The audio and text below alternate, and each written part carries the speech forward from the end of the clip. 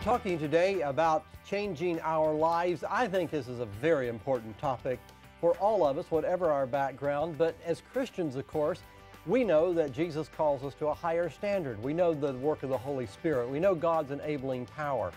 But also, we need to make choices, and we need to use our ability to stick with the choices that we make, those good choices. We're talking about how we can do that today, and of course, you know, the Bible is full of references about how we need each other. Today we're talking to a professional that makes a study of these kinds of things and knows how to help us get to the goals that we want to set for ourselves. So, Marcel, let's come back into what do you do? You gave us just a little glimpse a moment ago, but let's start filling this out some. Sure. Someone walks in your door and they say, Marcel, I need help. I have some changes I want to make, and I need someone to help me through this.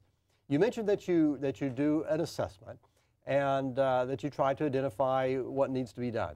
But pick up from there if you would, and give us kind of an overview of what's going to happen. I know many in the audience right now say, well, I go to a life coach, you know, what are they going to do?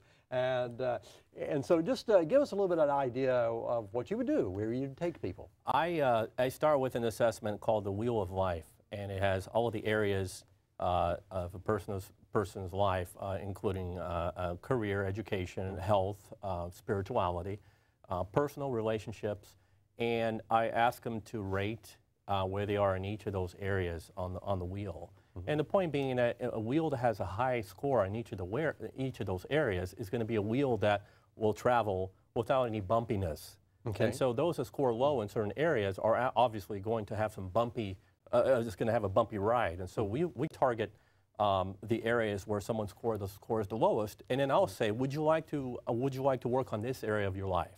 Remember, it's always the client that drives the agenda. Okay. I never impose my coaching to a client. Right. I'm there to support their growth and what they want to work on. Well, tell us about the assessment then. I mean, an assessment is a broad term. Help us understand, what do you mean by assessment? It's a simple way to assess where you are right now and how happy you are, how satisfied you are, how balanced you are in areas of your life.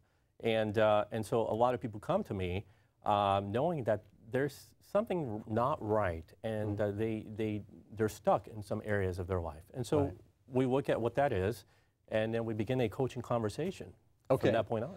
You know, one part of the